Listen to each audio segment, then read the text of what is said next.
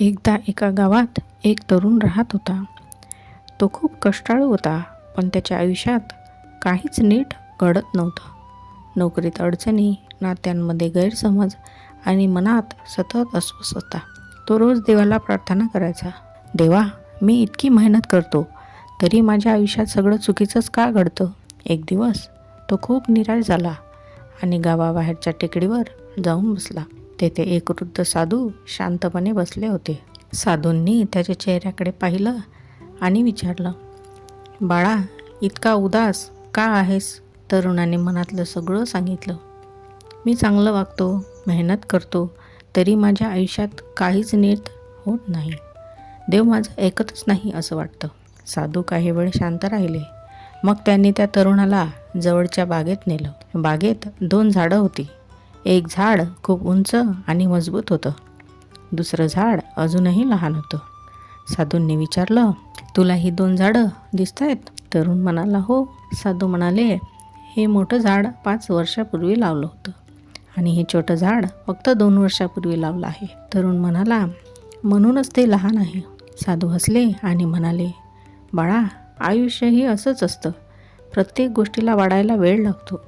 काही गोष्टी पटकन घडतात आणि काही गोष्टी हळूहळू तयार होतात. तू जे प्रयत्न करतोस ते वाया जात नाहीत. कधीकधी स्वामी तुला अजून मजबूत बनवत असतात.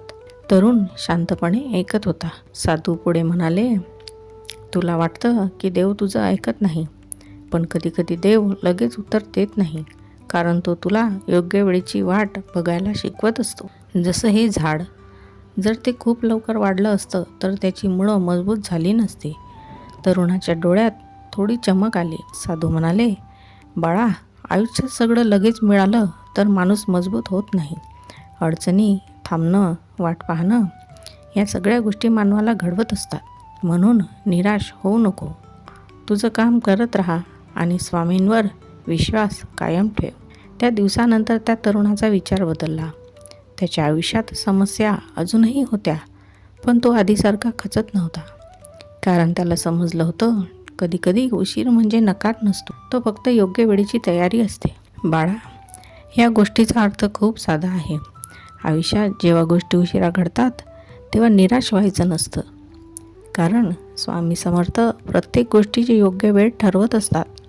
तू फक्त तुझं काम करत राहा आणि श्रद्धा ठेव, कारण जिथे श्रद्धा असते तिथे मार्ग आपोआप सापडतो.